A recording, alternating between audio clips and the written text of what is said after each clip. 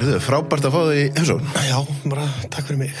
Það fyrir ekki hvað tók langan tíma. Ég er að reyna alltaf að draga allir svona viðtölu sem eru svona persónulega eitthvað svona, skilur svona, eða sem eru svona annað en bara eitthvað svona tilkynningar þangað til að ég er að koma út með efni annars og bara vera fólk sko brjálaða mann sko. Einmitt, ég var að hlusta á viðtali sem þú fórst í Snorra Björns fyrir einhverjum árum. Já. Og þá varstu að tala að þú væri ekkert sérstaklega hrifin af svona, hvað maður að segja, svona sem athyglis hluta af ferlinu öllu. Sko, það kannski, já, einhver leiti, sko, ég þrífst alveg ákveðin athygli, ég er bara svona heiðalega, ég er ekki alveg, þú veist, ég hef aldrei verið svona gaur sem að fer með hausinn og fer að milli veggja eitthvað leiti, ég hef alveg stoltur en auðvitað upp á ákveðinu marki. Ég hef aldrei neitt rosalega hrifin að vera með persónulíf í fjölmiðlum með henni slíkt. Og það er orðið svo mikið þannig núna, ég sem samtímamiðla heimi, ég er ekki á neinum samfélagsmiðla, ekki samfélagsmiðla og ég er ekki dáninn slíku. Þú ert ekki til samfélagsmiðla? Nei, ekki neitt. Og hef rosalega þörf fyrir því. Og þannig að, en auðvitað þegar kemur að þetta væri náttúrulega svolítið, ræsni að segja ég sé á móti þessu því að þetta hluti af því sem ég geri og hluti af því ég verð að kynna myndirnar og fylgja þeim eftir og ég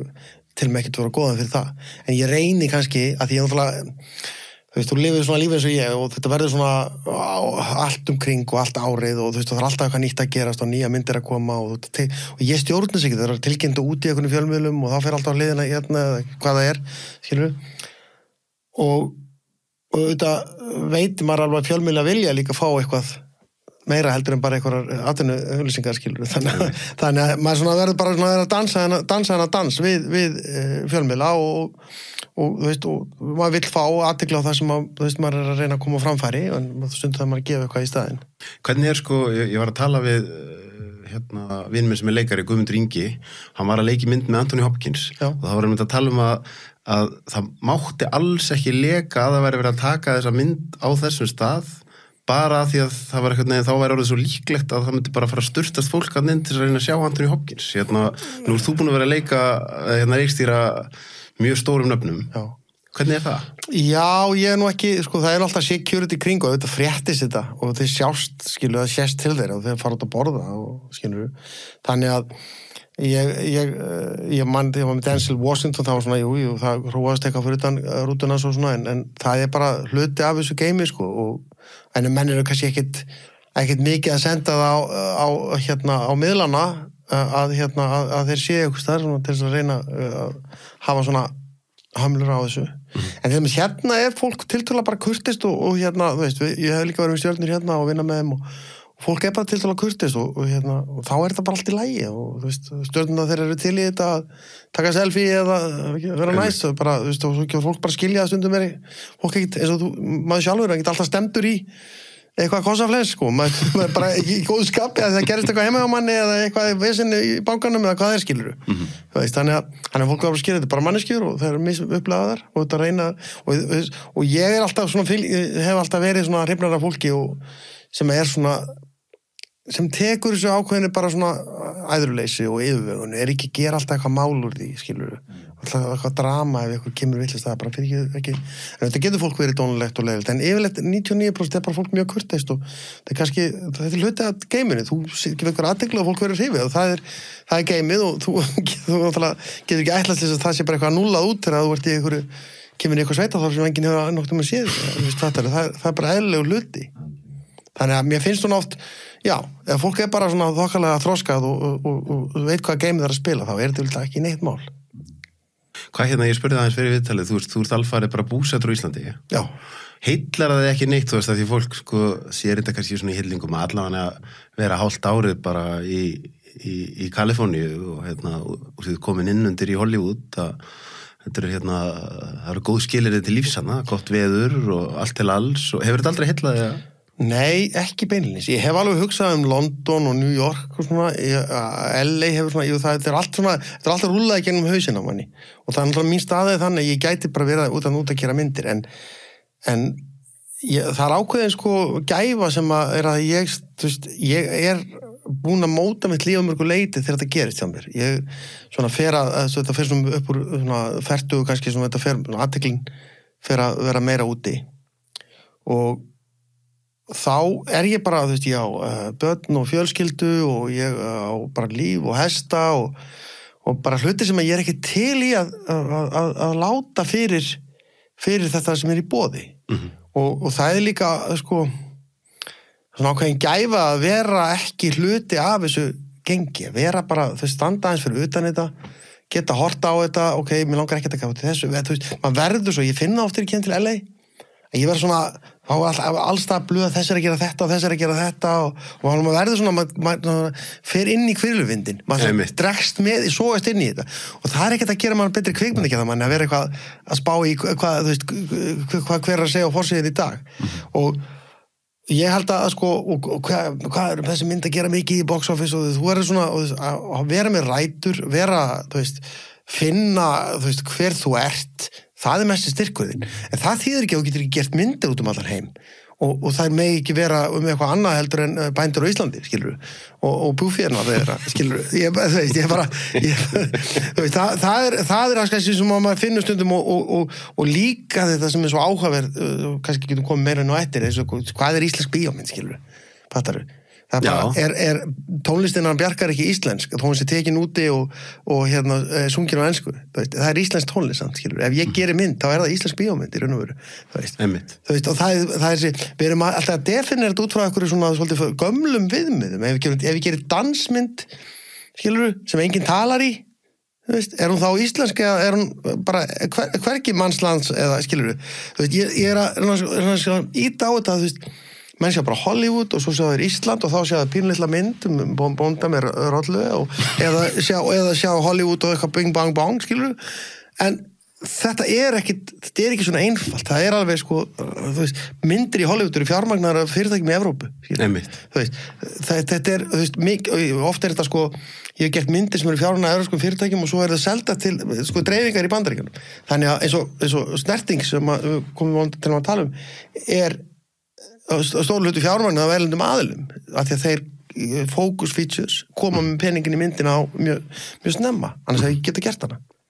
Hvernig það að fá fjármagn á eitthvað sem eins og til dæmis ófærð, fá fjármagn á eitthvað sem á Íslandi og hvað þarf að sko hvað þarf að koma því víða til þess að fjárfestar séu spenntir fyrir því að fjármagna svona verkefni? Ég held að ákveðleiti hafi ég brotið blað í því og það kannski hljómar sálbygginslegt en það bara, þú veist, ég held að ég hafi brotið blað í því Alltaf að segja hlutina sem þeir eru Já, veist, ég nenni heldur ekki alltaf að vera afsökunar á mig Það íslenski stílinn maður þarf svolítið, maður finnum að það svolítið maður gera það, svona alltaf þessu niðri en það, þú veist, eins og þegar ófærð kemur þá var bara ekki fyrir utan Latabæ, skilur sem hafði gert það reynda mjög gott við heim, var á ensku og aðalega með amerískum leikurum en eins og ég sagði það á, en samt íslenskt efni þetta framleitt hérna á íslensk hugvit og það var alveg sprengja út af fyrir sig og síðan svona kannski, þá að tala kannski leikið efni á íslensku og með íslensku leikurum fyrst og veist í aðröðkum þó ég teka fram á þá íslenski leikara líka í svo Stefán Karl og Magnús Skeving voru hana en sko það svona og það fjármagnað í gegnum sölu erlendis fyrirfram sölu þetta hafði ekki verið til allavega í þessu svona hefðbundna sjónvarpsefni og það að tala svona eins og svona sjónvarpsseríur eins og við sjáum þú veist á RÚV eða eitthvað og þetta brýtur ákveð blaðið því og það líka annað sem svolítið athyglisvert við það sem að fólk var mjög hissa á í Skandinavíu að allir þessi þættir eins og Brúin eða Forberedelsen held ég, hvaða Killing danski þættir allir þessi þættir sem eru svona ófærðir raun og veru bara í kategóriu með og þeir allir framleiddir af sko sjónvarpsstöðunum í Skandinavíu þannig aðal fjárfestin svo sem tekur á fjárhagslega áhættuna það aðal fjárfestin, tekur fjárhagslega áhættuna það ekki framleiðan, það menn ruglist öllu saman hann í þessum tilfellum alltaf dansk og sænska ríkisjónvarpið en í þessu tilfelli var þetta einkafyrirtæki í okkur sem RFK Studios sem áður var Blue Eyes og það þótti mönnum mjög óvenjulegt að enga fyrirtæki væri að gera svona, auðvitað seljum við þetta svo á þessa stöðvar, en við erum þeir sem tökum fjárhagslega ábyrgð fyrir þessu og auðvitað, ef ekki vel gengur þá njótu við þess. Að hvað miklu leyti þessi bransi? Nú ég að skoða eins og bara nú Dune 2 nýbúin að vera í bíó og ég kíkti á hvað hann kostaði og ég man ekki alveg töluna hvort það hafi verið eitthvað nála $200 million eitthvað. Sem kostaði, já. En svo var svo hár kostnaður í að markasettina og þá fór ég að hugsa maður hugsa þessar stóru pípur eins og Netflix og Amazon Prime og hvað þetta heitir Disney Plus og hvað þetta HBO og hvað þetta heitir allt saman og síðan bíó að hve miklu leyti þú getur verið með frábæra þáttaserju eða frábæra mynd en ef þú ert ekki með réttu aðilin og réttu öflin til þess að markasetjana fyrir þig og allt það mikla fjármagn ertu þá ekki alltaf aftar í röðinni? Jú, það náttúrulega sko, þetta svona bara eins og í retail business, það hilluplássið, skilur við. Nákvæmlega. Já, og hilluplássið í eigu ofta einhver aðila, skilur við. Það eru aðila sem eru með samninga og aðgang að hlutum, en það breytir samt ekki því að þú getur ekki selt fólki hvað sem skilur við. Þannig að þú þarft að vera með vöru til þess að fylla í plásið sem að, þú veist, annars það bara tekið úr hillanum, þó það séu aðila sem að eiga hillunar, eða sko eiga aðganga hillanum, við köllum bíóhúsin hillur, skilur, eða streymisveitunar. Það, þú veist, ef enginn horfir á eitthvað efni á Netflix, þá geta það ekki haldið áfram að framleiða, skilur. Þannig að, og auðvitað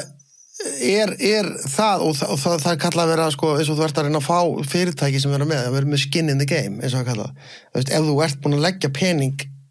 í framleiðsluna snemma, þá líklega að þú munir sækja það hart að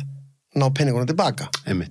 Og þar lendi ertu með fleiri sem hafa hagað því að reyna að íta myndin út og auglýsa hana. Þetta náttúrulega bara hluti að þessu, þetta er bara mjög flókið game, skilur við, sem að, og svona ég hef lært kannski meira en aðrir, að því ég er búin að vera í Evrópska sem ríkisfjármagnaðar og þessu að selja myndir svona, þú veist, þessu foreign sales módeli sem kom upp 1980, það er mjög áhugaður heimildamönd á Netflix hvernig þetta foreign sales system var og svo hefur verið í stúdíukerfinu í Hollywood líka. Þannig ég þekkit orðið svona ansi mörgum hliðum og svo sjónvarshliðin á þessu líka. Þannig að svona, en fyrir mér, sko, og þess vegna kannski verði ég alltaf talsmaður eins og ég var þegar ég byrjaði sko að vinna bíómyndum, þá var ég mikið í leikhúsi, ég var svona talsmaður að hætta þessu að bíómyndur og leikhús væri svona miklu óvinnur og aðskildir heldur tala saman og ég er alveg saman þetta. Það er ekki svona, þetta þarf ekki alltaf að vera í einhverjum skúfum og hólfum, það er þetta að tengja alls konar hluti saman. En er þetta ekki sko komandi frá Íslandi, þá ég er að gefa mér einhvern veginn stóri leikstjórar út í Hollywood. Þeir séu kannski bara svolítið svona, ég hef bara alltaf verið að fara á þessa braut og ég er bara leikstjóri. Þú kemur frá Íslandi og þá ert þú náttúrulega búin að vera leikari, þú ert búin að vera í leikhúsi, búin að vera í bíómyndum og þú ert að fjármagna og það er svolítið íslenski stíllinn að þú þarft að fara í öll hlutverk og á endanum hlýtur það að vera alltaf mikill styrkur. Jú, það er það og þau getur það líka verið sko veikleiki að sko það getur verið styrkur í mörgum aðilum sem vinna saman. En ég er svona, ég er með fullt af góðu fólki sem vinnur með mér, en ég hef, þú veist, þetta er líka bara eðli fólks, skilur. Ég held að þetta sé ekki bara samfélagslegt, ég er bara svolítið lone rider, ég hef alltaf verið það, skilur. Þú veist, ég er einn upp á hálendinum, eða þú veist, ég er svona 8 árið framan eða leiða, þetta er bara eitthvað í eðli fólks og, þú veist, og einhverju leiti þegar ég byrjaði í kvikmyndagerð á Íslandi, það voru alveg framleiðu til, en kannski ekki á því kaliberi að þú færi þegar með mynd og þau dækjan og eitthvað, ég upplifði ekki þannig, þú veist, þannig að þú veist, það er svolítið neyðin kenni nektar konur spinna, skilur, og þá bara framleiði það og sem að gengur svo vel hjá mér og þá svo vext það og ég hef alltaf verið líka, og ég veit að það fyrir að ólík töðar á mörgum að sko, ég er listamaður í eina áttina og svo er ég líka bara businessmaður, skilur. Það hefur bara, ég er með svona töluheila, þú veist, ég var starffræði með sterkasta greinin mín í Mennskólanum Reykjavík og það er bara eitthvað sem að, þú veist, mér finnst alveg rosa gaman að gera díla. Ég var einmitt að gera eitthvað megadíl síðustu helgi, skilur við. Bara þetta stærsta díl sem ég gert og þú veist, það var bara Símon skúri-núri, eitthvað ensku og kona mig var að hlusta á þetta og bara, þú veist, ótrúlega hvernig þú ert að gera þetta og svo átti ég alltaf að koma með jakkaföt úr frumsýningu og snertingu en það var ekki svo mikið kvíða, ég gæti ekki komið því í gegn sko. Þú veist, ég get ekki fara að keypt með jakkaföt en ég get gert sko milljarða díl í símanum og það virkar ekki á mig. Ég stressast ekki við það, mér finnst það bara svo skemmtilegu leikur. Og þetta bara eitthvað, þú veist, þarna bara, og maður finnur svona í vinnunni sína, og finnur maður styrkleikana sína. En áhugaður þú skulle segja, sko, þetta verður örugglega í taugarnar á morgun, þá hugsa ég bara af hverju ætti þetta að fara í taugarnar. Af því að fólk vil hafa listamenn í einni skúffu. Einmitt, og það er svolítið sama eins og þetta með að þetta íslenska ég miskildi kalla. Ég meni það gengur vel hjá þér, þú ert búin að gera frábæra hluti. Akkur mátt ekki bara, sko, ef þú ert ekki að ofblása sjálfa þig, akkur mátt ekki bara vera stoltur af sjálfu þér og segja hlutin eins og það er. Þú ert í jantilóin. Nákvæmlega. Já, við erum ekkit óskildi normennum, skilur, að mörguleiti. En ég er svona, svo er þetta líka, stundum bara þarf maður og fólki, það er ekkit allir þannig, það er ótrúlega mikið af fólki. Og ég bara, þú veist, ég lendi, þú veist, í fólki, þú veist, auðvitað er þetta einhliðið þannig fólk sem að jagast út í mann og það, þú veist, allt ómögulega sem maður gerir en það er líka bara ótrúlega mikið fólki sem ég mæti, sem bara segir við mig bara sem ég langar að þakka þið fyrir allt sem þú gert fyrir okkur og það er ásalega snertandi þegar bara einhver ókunnu manneski segir þetta við því, bara, vá og ekkert að trufla, mér langar bara að segja þetta, skilur, þannig að það er alveg fullt af geggjuðu fólki sem að finnst það bara frábært, en svo eru hinnir sem oft kannski svolítið hávarir eða pæli, sko, þá tala við bíókallana hérna, þá geta það sagt sögur af sömum sem jagast í þeim út af mér, skilur. Já, einmitt, það er svona það er ekki bíóin. En ég er ekki líka smá kynslóðamunur, sko, þú veist, minnst þess að ég hef verið alveg upp svolítið við þetta einmitt, að það er nú ekkert allt og gott að vera ríkur og ríka fólkið er nú ekkert og gott og einmitt svona, svo fer maður inn í fjölmiðlageiran á Íslandi sem er mjög mikil svona skortgeiri, þar sem að það er bara, þú veist, ef ég er að fara upp stigan þá er ég að taka það frá einhverjum öðrum. En svona eftir því sem maður er eldri, þá er maður farin að kunna samgleðjast og vera bara að býta af hverju, og mér finnst þessu yngra fólki, þú veist, þegar ég er að tala við ykkur á unga stráka, þá finnst mér, þeir vera alveg lausi við þessa öfund. Ég held að þetta sé, sko, svolítið kynslóðamál. Ég held að við séum alveg upp við þá hugmynd, fyrsta lagi að það sé ekkert mjög líklegt að við komumst út fyrir þessu landsteina eða sögsítum yfir höfuð. Ég meina þess að ég hef sagt og í grínið, þú veist, ef ég hef sagt það þegar ég var í þingaskóla í Kópavogi, þú veist, skítinum á bak og að ég var að fara að leikstýra Denzel Washington í Hollywood, skilur, þá ég bara sett upp inn í Lúnibinn, skilur, ég bara keyrið beint niður á Klepp, skilur. Það bara var ekki hugmyndin var ekki til. Einmitt. Mér hefði ekki svona dottað í hug, skilur. Þannig ég kannski að segja, sko, þú veist, það er fyrsta. Þú veist, fyrst að fá hugmyndina, skilur. Og Björk til dæmis er algjör icebreaker í þessu, skilur, að bara hugmyndin að við eigum eitthvað erindi út fyrir landsteinina Íslandingar, við erum bara einhver lopapeysu sem eigum bara að vera heima á okkur. Og það er fyrsta hugmyndin. Síðan, og svo er að framkvæma, þá fara í þetta, og eins og ég sagt, það eru helvíti langt sundið yfir Atlantshafið í kvikmyndagerð, skilur. Það eru margir sem að drukkna á þeirri leið. En leið og þú ert komið með svona fyrirmynd, Björk í músíkinni, vonandi ég eitthvað leiti í kvikmyndagerðinni, þá er þetta huglægt ekki áriði lengur fyrirstaða, skilur. Þetta er frábær punktur. Já, og leið og hún fer, þá miklu meira möguleikar. Hvernig sérðu það fyrir? Því ég sé heiminn svolítið þannig að, og ég er oft búin að rekast á því að sjálfur mér að ég kannski fer eitthvað ákveðið langt og svo fattið ég var bara búin að setja þakið hér og ef ég setti það ekki herra, hver átti þá að gera það fyrir mig? Já, nákvæmlega. Og þá er þetta, hvernig sérðu þú, varst þú alltaf, ekki alltaf, en varst á einhverjum punkti búin að setja þakið það hátt að þegar að þú sérða að þessar dyr fara að opnast, þá er það einmitt huglægt, það er ekki huglægur stoppar í þér. Sko, það er alveg örugglega hefur verið huglægur stoppari í mér að einhver leiti. En ég er fljótur að leiðréttan. Og ég get alveg sagt, sko, að jafnvel þegar ég er búin að gera 100 reiki, þá er ég ekkert að spá í það að ég sé ekki að fara til Hollywood eitthvað. Ég ætla bara að gera mynd sem að myndi ganga vel og bara áhuga og